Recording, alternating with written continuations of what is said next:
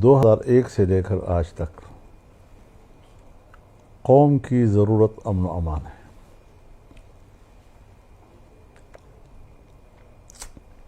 9/11 کے بہت بڑے حادثے کے نتیجے میں جو عالمی صورتحال بنی، ہم نے آنکھیں بند کر کے امریکہ اور مغربی دنیا کے اتحاد کی پیروی کر لی اور آج بھی ہم پیروی ہی کر رہے ہیں. اب ان کی ترجیحات ظاہر ہے کہ مذہبی قوتیں، مذہبی ماحول ان کے لیے قابل قبول نہیں ہے. لیکن ہم نے چونکہ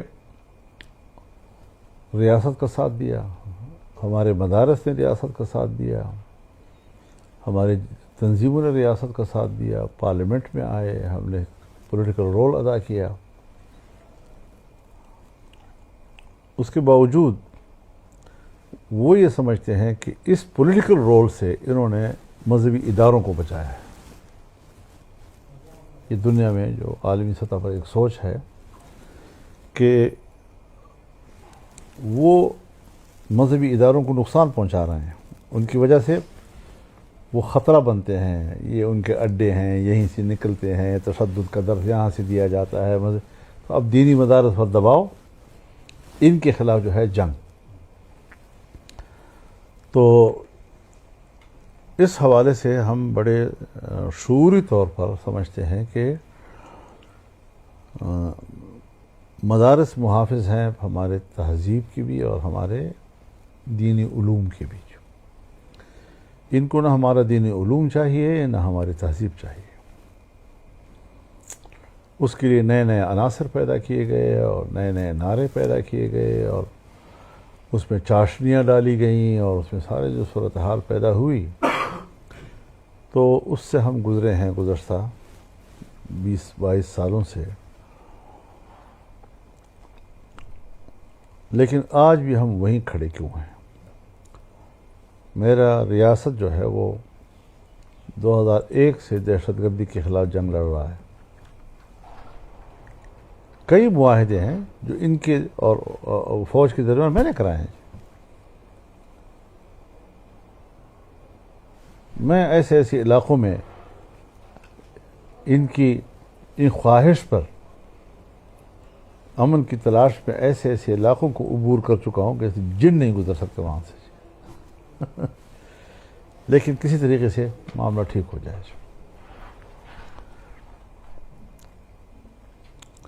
بس وہ جس طرح ایک تربیت ہوتی ہے کہ اگلے کو آپ ایک جگہ روکتے ہیں اور خود ایڈوانس کریں،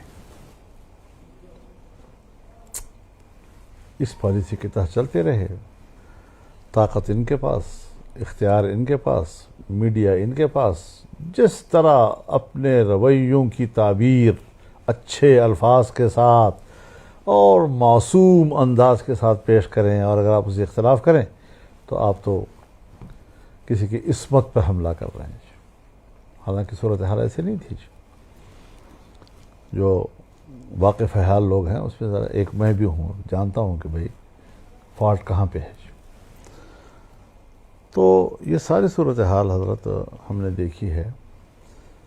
آج ایک مستحکم معیشت کے لیے 2 چیزوں کی ضرورت ہے. ایک مستحکم معیشت اور ایک امن و امان.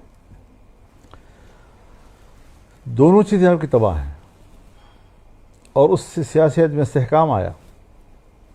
ہماری اسٹیبلشمنٹ یہ سمجھتی ہے کہ سیاسی عدم استحکام سے ہمارے مواقع جو ہیں وہ زیادہ ہمارے ہاتھ میں آتے ہیں ملکی نظام پر کنٹرول حاصل کرنے کے لیے. تو سیاسی عدم استحکام جائے بلا سے،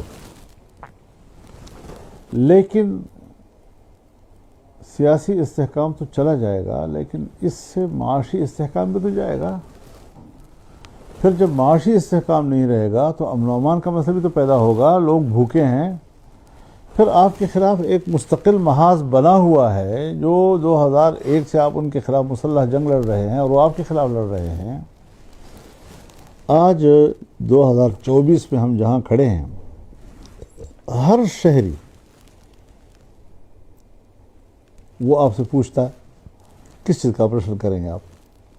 میں تو 2002 سے آپ کے میزان آپریشن سے لے کر آخری ضرب عضب اور رد الفساد کے آپریشن تک میں نے گھر باہر چھوڑے ہیں. میں اپنے ملک میں مہاجر ہوا ہوں.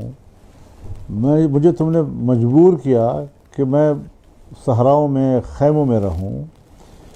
میری خواتین کو، جو گھریلو خواتین ہیں، جو عزت پردی میں رہنے والی جو ہیں، جس نے کبھی گھر سے باہر کا ماحول نہیں دیکھا، تم نے ان عورتوں کو جو ہے بازاروں میں بھیک مانگنے سے مجبور کیا.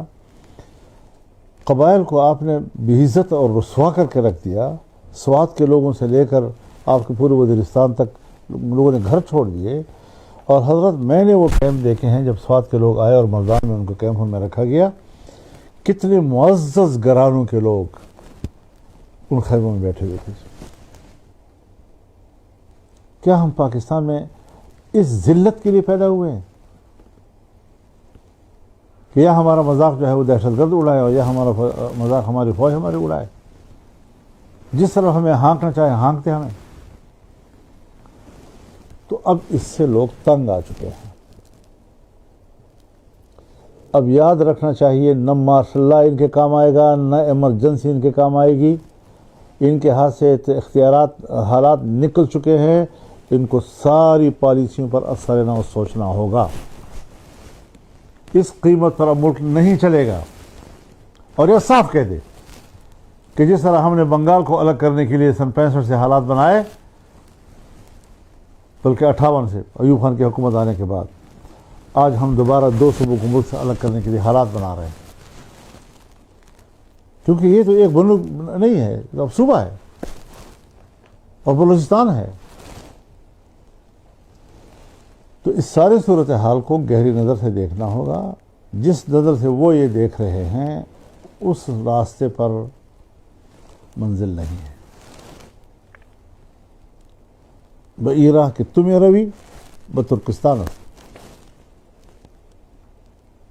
آپ سمجھتے ہیں کہ میں حرم کے راستے پہ گامزن ہوں؟ نہیں، تم کسی اور راستے پہ گامزن ہو. اور میرا تجربہ یہ ہے کہ ان میں سیاسی حوالے سے معاملات کو طے کرنے کی صلاحیت نہیں ہے. یہ اداروں کو اپنے قبضے میں رکھنا چاہتے ہیں، پارلیمنٹ کو اپنے لونڈی بنانا چاہتے ہیں، سیاستدانوں کو ملازمین کی طرح رکھنا چاہتے ہیں. اور جس طرح وہ اپنی مجالس میں ان کا تذکرہ کرتے ہیں، جس تحقیر کے ساتھ ان کا تذکرہ کرتے ہیں، اب ظاہر ہے جی کہ اس حیثیت میں تو پاکستان کا کوئی شہری بننے کے لیے تیار نہیں ہے. تو ہمیں امن چاہیے. میں واضح اعلان کرتا ہوں کہ میری پارٹی عوام کے ساتھ ہے، امن کے متلاشی لوگوں کے ساتھ ہے. ہم جذباتی نہیں ہیں، ہم تخریب نہیں چاہتے، لیکن ہمارے پرامن ماحول کے اندر ایسے عناصر بھی نہ چھوڑے جائیں کہ جو آپ کو ہمارے پرامن جدوجہد کو تنقید کا نشانہ بنانے کے لیے مواد مہیا کرے. ان سے ہم نمٹ لیں گے، کوئی مسئلہ نہیں ہے. ہم پرامن لوگ ہیں، امن چاہتے ہیں. ہمارے لوگ اگر نکلے ہیں امن کے لیے نکلے ہیں، فساد کے لیے نہیں نکلے. اور اگر میں امن چاہتا ہوں اور اس کے باوجود میرے اندر کوئی ایسا عنصر ہے تو پھر اس پر بھی ذرا سوچنا پڑے گا کہ یہ کس کا فیڈ کیا ہوا ہے جی، کون اس کے پشت پر ہے، کون کی حوصلہ افزائی کر رہے ہیں. یہ ساری چیزیں ہمارے مد نظر ہیں. اتنے بھولے بالے ہم بھی نہیں ہیں. عوام کو دھوکہ دینے کے لیے سادہ اور معصوم الفاظ استعمال کر کے آپ سمجھتے ہیں کہ ہم قوم کو مطمئن کر لیں گے. ایسا نہیں ہے.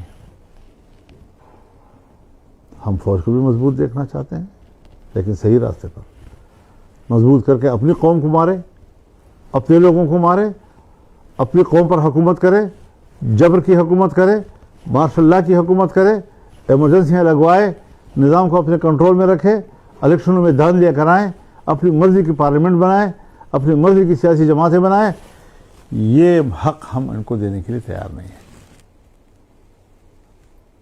تو عوام میں جائیں گے، عوام بھرپور مظاہرہ کریں گے انشاءاللہ العزیز۔ میں بذات خود شریک ہوں گا 10 اگست کو مردان میں کسان کنونشن میں، 11 اگست کو پشاور میں تاجر کنونشن میں، 18 اگست کو لکی مروت میں، اور انشاءاللہ تمام جنوبی اضلاع کا عوام کا ایک بڑا اجتماع ہوگا۔